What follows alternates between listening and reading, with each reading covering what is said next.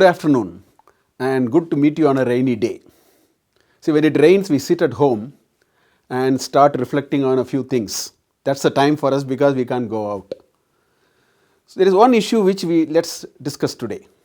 How to become a great academic. Every budding academic has this in his or her mind. So let me share with you 4 or 5, I would say, personal experiences which would perhaps help us to become a great academic. First thing, the first thumb rule for us to be a great academic is for every 1 hour of teaching, let's say we go for a 1 hour teaching today, I have a class between 9 and 10, I must have read some relevant portions to the extent of 4 to 5 hours. That's the first benchmark, thumb rule we must have. For every 1 hour of teaching, have we read 4 to 5 hours related, maybe slightly related? All that we need to do. And how do we do that?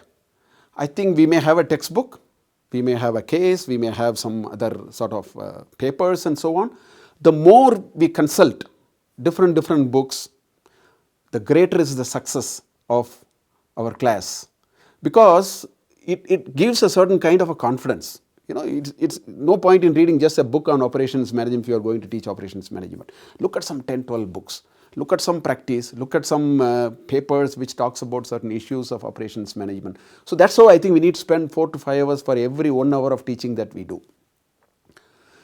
The second most important thing, it's extremely important, especially when we start our career. For every session, let's say you walk in for a 90-minute session, 60-minute session, I think we must take a piece of paper and write a clean teaching plan.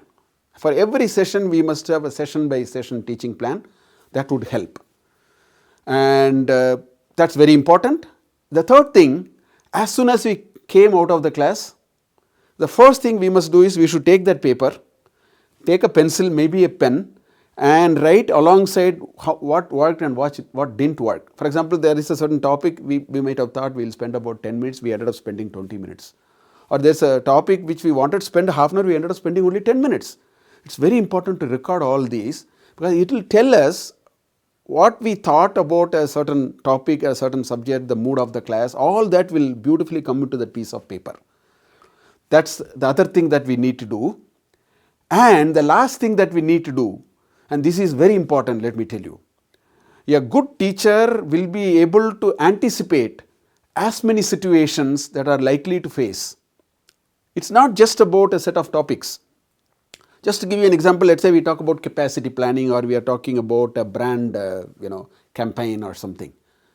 We should be able to take off some time and think, when we talk about capacity planning, what kind of questions the students are likely to ask. What kind of issues will come in their mind? The more we are able to guess, we will be a great teacher. And this particular issue comes over a couple of years, 2-3 years, but we must be very alert to that. If we do these 4 or 5 things, let me tell you, in about 4 or 5 years, it will be a fine art for us. Whatever subject we teach, it will be absolutely fabulous. There's so much confidence. Students will love the sessions that we do, and that's the day we will probably feel that we have become a great academic which we always wanted to be. Wish you good luck. Thank you.